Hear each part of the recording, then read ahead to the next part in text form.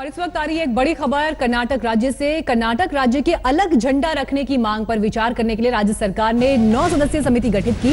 ये समिति इस पहलू पर विचार कर रही है कि कर्नाटक अपना अलग झंडा रख सकता है या नहीं। हालांकि कांग्रेस आलाकमान ने अलग झंडा रखने के प्रस्ताव का विरोध किया है, लेकिन ये अपने आप में एक ध्यान आकर्षित करने वाली बात की राज्य की तरफ से 9 सदस्यों की एक कमेटी बनाई गई जो इस बात पर विचार कर रही है कि क्या कर्नाटक राज्य का एक अलग झंडा हो सकता है, जबकि संविधान के मुताबिक देश में एक झंडा एक कानून। हालांकि जम्मू कश्मीर इसमें विशेष स्थिति में, क्योंकि विशेष राज्य का दर्जा जम्मू कश्मीर के पास है, वहां का झंडा अलग है। लेकिन 9 सदस्यों की एक कमेटी का गठन किया गया जो ये विचार करेगी, इस पर अपनी राय रखेगी कि क्या कर्नाटक में तिरंगा, जो कि पूरे देश का प्रतिनिधित्व करता है, पूरे देश का झंडा है, क्या उससे अलग कोई झंडा कर्नाटक राज्य के लिए रखना चाहिए या नहीं। हालांकि कांग्रेस आलाकमान ने इस प्रस्ताव का विरोध किया है।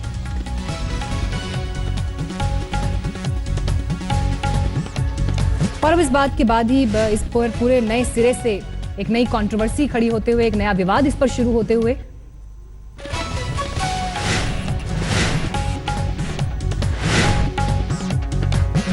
हालांकि खुद मुख्यमंत्री की तरफ से इस 9 सदस्यीय कमेटी का गठन किया गया, लेकिन सवाल ये कि क्या जब संविधान ये कहता है कि पूरे देश में एक झंडा हो, एक कानून हो, तो ऐसे में इस तरह की मांग के ऊपर एक कमेटी बनाया जाना, पूरी कंट्रोवर्सी इस बात को लेकर कांग्रेस आलाकमान इस राय से खुद को अलग रख रही है, इस प्रस्ताव का विरोध कर रही है। लेकिन ऐसे में राज्य सरकार किस मंशा के तहत इस कमेटी का गठन कर चुकी है और किस तरह से इस पर आगे बढ़ रही है, ये सवालों के घेरे में।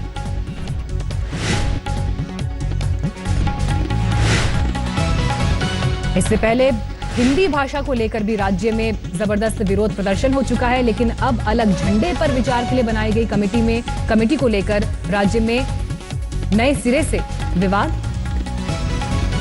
की स्थिति। हमारी संवाददाता रोहिणी स्वामी इस वक्त और जानकारी के साथ मौजूद हैं।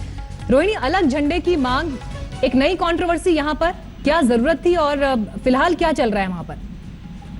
कि अगर इसकी बात कही जाए तो 2013 से शुरू हुई थी ये बात। येदियुरप्पा की जब सरकार थी कर्नाटक में, उस वक्त उन्होंने ये पूरी बात छेड़ी थी। उन्होंने कहा कि कर्नाटक के लिए एक अलग सा झंडा होना चाहिए और उसको मद्दे रखते हुए कन्नड़ा की कल्चर की जो डिपार्टमेंट है, उन्होंने 2-3 दिन पहले उन्होंने ये बात छेड़ी कि उस कमीशन के ऊपर क्या हुआ, कमेटी की क्या हुआ, जितने सालों से उसकी बैठा हुआ ये कमेटी, इस पूरे मामले में उन्होंने क्या डिसीजन लिया है। इसके आधार पे आज कर्नाटका के मुख्यमंत्री ने कहा कि इस कमेटी के जो डिटेल्स हैं उसके बारे में चर्चा किया जाए कि कर्नाटक के लिए एक अलग से झंडा चाहिए कि नहीं, और उसके आधार पे वो डिसीजन लिया जाएगा। तो अब तक के लिए वो बस एक चर्चा के तौर पे आगे बढ़ाया जा रहा है।